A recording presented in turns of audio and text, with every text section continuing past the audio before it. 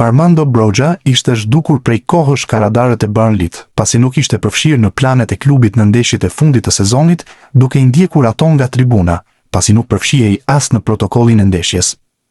Por me fillimin e botrorit, Burnley ka vendosur ta bëjë përsëri protagonist. Në video të publikuara në rrjetet sociale, sulmuesit të kombëtares shqiptare, ashtu edhe si shokëve të skuadrës, u kërkohet të zgjedhin mes legjendave që kanë luajtur për përfaqësuese të ndryshme. I pari ishte i thjesht për brojen, pasi zgjodhi Ronaldon para Pelé të Brazili. Sulmuesi nuk e ka fshehur kurrë që është një fan si Ronaldo fenomenit. Më pas ai zgjodhi Kroos para Ozil të Gjermania, Van Persie para Van Nistelrooy të Holanda, Fernando Torres para David Villa të Spanja dhe Luis Suarez para Diego Forlan tek Uruguay.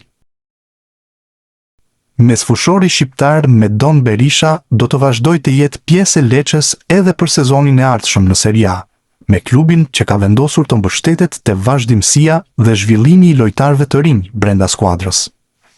Vendimi vjen si pjesë e planit të drejtuesve për të ruajtur boshtin aktual të ekipit dhe për të ndërtuar mbi progresin e bërë në sezonin e fundit. Medon Berisha ka arritur të grumbullojë 13 paraqitje në kampionatin e fundit dhe ishte një nga lojtarët më të dalluar, para se të pësonte një dëmtim të rëndë që e la jashtë për disa muaj, e më pas të dëmtoi sërish kur ishte pranë rikthimit në fushë. Kështu, paraqitjet e tij kanë bërë drejtuesit që të jenë të bindur në cilësinë dhe kualitetin e mesfushorit. Gjatë karrierës së tij, mesfushori shqiptar ka kaluar një rrugtim të rëndësishëm zhvillimi, duke u formuar në Akademinë e Young Boysit dhe më pas në skuadrën e të rinjve të Lecces, ndërsa ka qenë gjithashtu pjesë e ekipeve kombëtare të moshave të Shqipërisë dhe ka marrë edhe minuta me ekipin e parë. Aktualisht, Berisha është i lidhur me klubin me kontratë afatgjatë deri në vitin 2028, çka tregon besimin që drejtuesit kanë te potenciali i tij. Pas përfundimit të pushimeve verore, ai pritet të rikthehet në Lecce në muajin korrik për të nisur fazën përgatitore të sezonit të ri, ku do të jetë pjesë e grupit. Arda Kurtulan është një nga lojtarët që kërkohet me ngulm te Fenerbahçe. Klubi do emërojë trajnerin e ri, ndërsa Kurtulan, bashkë me Umit Akdag dhe Bertug Yildirim, janë dëshirat e drejtuesve. Transferimi i Kurtulan nuk do të jetë as pak i lehtë. Fanatik raporton se kërkohen 15 milion euro nga Göztepe. Kurtulan, ndërkohë, shikohet edhe si opsion për kombëtare në të ardhmen. Zëvendës trajneri i kombëtares, Ervin Bulku, zbuloi se Rolando Maran e kontaktoi Kurtulanin. Te Göztepe është penguar për shkak të rregullit të lojtarëve ekstrakomunitar. E paqartë mbetet nëse i njëjti problem do të vazhdonte edhe me firmën te Fenerbahçe. Fakt është se ka tërhequr vëmendje edhe nga jashtë Turqisë. Për këtë, çdo pistë mbetet akoma e hapur. Zëvendës trajneri i kombëtares, Ervin Bulku, preku disa lojtarë që janë në radarin e FSHF. Brian Gruda ka kërkuar të paktën edhe 2 vite të tjera kohë. Nelson Viper ndërkohë i është shmangur bisedave. Ndryshe mund të flitet për Arda Kurtulan, i cili ka lindur në Stamboll dhe është me 2 nënshtetësi. Ai ka spikatur me Göztepen në Superligën turke. Kurtulan është gati të luajë për Shqipërinë, por mbetet për të sqaruar situata me klubin turk për shkak të kufizimeve që lojtarët e huaj kanë. Kurtulan shikohet si opsion në vendin e Elseid Hysajt gjatë kësaj kohe, siç edhe vetë Bulku u shpreh. Por Arda Kurtulan, Hysaj është një nga lojtarët më të mirë të ekipit shqiptar. Jo më kot ka arritur atë shifër rekord si askush më parë. E meriton. Prandaj themi se dera e ekipit kombëtar është e hapur. Që të futesh tek ajo derë, që është shumë e madhe për të ardhur në ekipin kombëtar. Është dëshirë e madhe që ne të kemi sa më shumë lojtar dhe sa më shumë cilësor. Për momentin, akoma nuk kemi gjetur një zëvendësues që të jetë në nivelin e Hysajt ose edhe më i mirë se Hysaj. Jemi në bisedime me Kurtulan. Është një lojtar që është aktivizuar me të gjithë ekipet e moshave dhe më së fundmi ka qenë me kombëtaren U21 të Alban Bushit. Por biseda e fundit që ka qenë para ndeshjeve miqësore nga trajneri dhe nga ne me babain, me Kurtulan vetë personalisht dhe me menaxherin e tij. Na ka kërkuar sepse ka një problem për çështjen e lojtarëve ekstrakomunitar. Pritet që Kurtulan të ndryshojë skuadër ose të sqarojë skuadrën e tij me klubin ku ndodhet për momentin. Dhe presim dhe shpresojmë shumë që ta kemi në ndeshjet zyrtare, nëse trajneri ynë vendos që ta kemi pjesë të grupit. U shpreh Bulku në emisionin Në shtëpinë e futbollit, por rastin e Kurtulan. Kurtullan vlerësohet aktualisht 7 milion euro në tregun e Transfermarkt. Një shifër që do e vendoste në vendin e 5 në listën e lojtarëve të kombëtares. Por janë interesuar ndo të tjerë edhe Fenerbahçe me Galatasarajin, ndërsa nuk përjashtohet mundësia e transferimit jashtë Turqisë.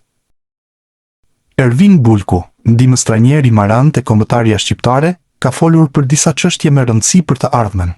Si asnjëherë më parë, Bulku i preku të gjitha prapaskenat me lojtarë që mund të luajnë me Shqipërinë në të ardhmen. Ndër të tjera, shfaqet edhe Adri Mehmeti. Ky i fundit luante me ekipin U15 të Shqipërisë, para se Amerika ta merrte. Megjithatë, ekziston mundësia që të përfaqësojë sërish vendin e tij. Aktualisht po shkëlqen me New York Red Bulls në MLS. Është edhe Adri Mehmeti që aktivizohet në kampionatin amerikan. Është një lojtar që është aktivizuar me mosha tona. E njëjta gjë vlen edhe pas bisedës me babain e tij. Është në një moment që po aktivizohet rregullisht te skuadra e tij. Me ka kërkuar pak kohë të shikoj për të ardhmen e tij se çfarë do të ndodh. Duke parë se është një lojtar në moshë shumë të re, 2009, dhe po aktivizohet titullar me skuadrën e tij. Shpresojmë gjithmonë që të pranojë dhe të jetë pjesë e ekipit tonë kombëtar, u shpreh Bulku për emisionin Në shtëpinë e futbollit. Brian Gruda ka kërkuar të paktën edhe 2 vite të tjera kohë. Nëse Gjermania nuk e aktivizon me ekipin e parë, do të konsideronte fanellën kuqezi. Nelson Viper nuk është aktualisht i hapur me biseda, ndërsa shfaqet i hapur të luajë sërish me Gjermaninë U21 në Europianin U21. Sa i përket Arda Kurtulan, dëshira qëndron për të përfaqësuar Shqipërinë, ku ka luajtur me moshat. Problem shfaqet vetëm kampionati turk, pasi nëse luan me Shqipërinë, do të konsiderohej lojtar ekstrakomunitar në Turqi. Brian Gruda i ka mbyllur derën për momentin FSHFS, pasi ka shprehur sërish se nuk është interesuar për kalimin te Shqipëria. Gruda kërkon edhe 2 vite kohë. Zëvendës trajneri i kombëtares, Ervin Bulku, dha detaje edhe për Nelson Viper, i cili sipas Bulkut, as nuk pranon që të ketë bisedë miqësore aktualisht. Duke parë edhe nevojat që ne kemi në skuadër, normal që dera e ekipit kombëtar është gjithmonë e hapur për të gjithë ato që dëshirojnë të përfaqësojnë ekipin kombëtar. Por po të ndalemi në emrat konkret, si Brian Gruda, ne kemi qenë gjatë gjithë kohës. Ftesa e parë ju ka bërë shumë vite më parë, që kur ishte 15 vjeç, me ekipet kombëtare të moshave. Por ai ka vendosur që të përfaqësonte moshat e Gjermanisë. Jo më larg se dje kam pasur një komunikim, unë personalisht me to, bashkë me trajnerin. Dhe na ka komunikuar nga menaxheri i tij që Brianin duhet ta lënë të qetë, dhe të paktën për 2 vite, ose edhe më shumë, sepse do që të përfaqësojë skuadrën përfaqësuese të Gjermanisë. Ne kemi bërë gjithçka. Është organizuar e gjithë drejtoria teknike dhe deri tek presidenti. Kemi kërkuar që të bëjmë një takim me to, por nuk na është mundësuar nga ana e lojtarit. Viper është e njëjta. Ndodhet për momentin në Shqipëri, është me pushime, sepse Shqipëria është e bukur dhe është vendi i tyre. Ndodhet me pushime në Bregdetin e Jugut. Kemi komunikuar me të afërm të tij, kemi kërkuar që ta takojmë bashkë me trajnerin. Na ka komunikuar që për momentin jam me pushime dhe nuk mund të kemi një takim ose bisedë miqësore me Viperin. Por mos harrojmë që nuk është momenti i parë që komunikojmë dhe kërkojmë të bëhen pjesë e Shqipërisë. Por Viper ka vendosur që Europianin që do zhvillohet në vendin tonë, ta zhvillojë me kombëtaren e 21 vjeçarëve të Gjermanisë. U shpreh Bulku në emisionin Në shtëpinë e futbollit.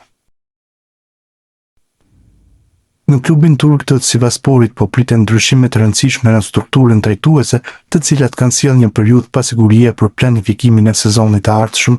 Në këtë situatë vëmendja është përqendruar te sulmuesi shqiptar Rei Manaj, i cili sipas raportimeve nga ambientet e klubit nuk është më pjesë e planeve prioritare për sezonin e ardhshëm.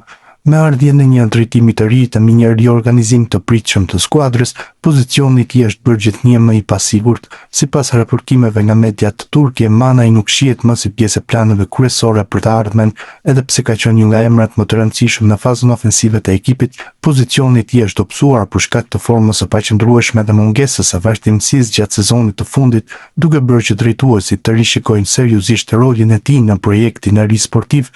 Kjo situata shmëri kthen sërish një qendër të vëmendjes sulmuesin shqiptar që iku me shumë polemika nga Sivaspori, por më pas u rikthye sërish në skuadër duke qenë i gatshëm të ujta rrogën.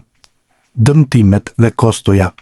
Sezoni i fundit ka qenë i vështirë për Manaj pasi ai është përballur me disa dëmtime që kanë ndikuar drejt për drejt në ritmin e tij të lojës dhe në aftësinë për të qenë konstant në fushë. Këto probleme fizike kanë bërë që ai të mos arrijë nivelin e pritur nga klubi dhe tifozët, duke krijuar një situatë ku performanca e tij nuk ka qenë gjithmonë në përputhje me pritshmëritë e vendosura në fillim të sezonit. Një tjetër element që po ndikon në diskutimet për të ardhmen e tij është kostoja financiare e kontratës së tij, e cila konsiderohet ndër më të lartat në skuadër, në një moment kur klubi synon të ulë shpenzimet dhe të krijojë një balancë më të qëndrueshme ekonomike. Pagat e larta të disa lojtarëve janë kthyer në një çështje të rëndësishme për ristrukturimin e ekipit dhe Manaj është një nga emrat që po shqyrtohet në këtë drejtim. Planet e klubit. Sipas mediave turke, minjëherë pas formimit të bordit të ri drejtues, pritet të zhvillohet një takim me përfaqësuesit e lojtarit ku do të diskutohet ardhmja e tij në mënyrë të drejtë për drejtë. Në këtë takim do të analizohen të gjitha opsionet e mundshme duke përfshirë vazhdimin e bashkëpunimit ose një zgjidhje të kontratës nëse palët nuk arrin një marrëveshje për kushtet e reja. Në ambientet e klubit po forcohet gjithnjë më shumë ideja se largimi i sulmuesit shqiptar është një skenar i mundshëm, sidomos nëse nuk gjendet një kompromis për aspektin financiar dhe rolin e tij në skuadër. Megjithatë, vendimi përfundimtar pritet të merret vetëm pasi të stabilizohet plotësisht struktura drejtuese e klubit dhe të përcaktohet qartë projekti sportiv për sezonin e ardhshëm, duke e lënë kështu të hapur të ardhmen si për Sivassporin, ashtu edhe për Rej Manajin. Ditët e merkatos pritet të jenë të nxehta për sulmuesin ndoshnjak, i cili shpeshherë ka qenë protagonist në klube të ndryshme. Manaj ka qenë padyshim një nga lojtarët më të suksesshëm dhe me shqipërinë dhe kolashënuese kuqezimve, megjithse në ndeshjet e fundit mungoi për shkak të dëmtimi. Sulmuesi lushnjar kujtohet për golin e realizuar në Leskovec kundër Serbisë në fitoren e madhe 0-1 të kuqezimve.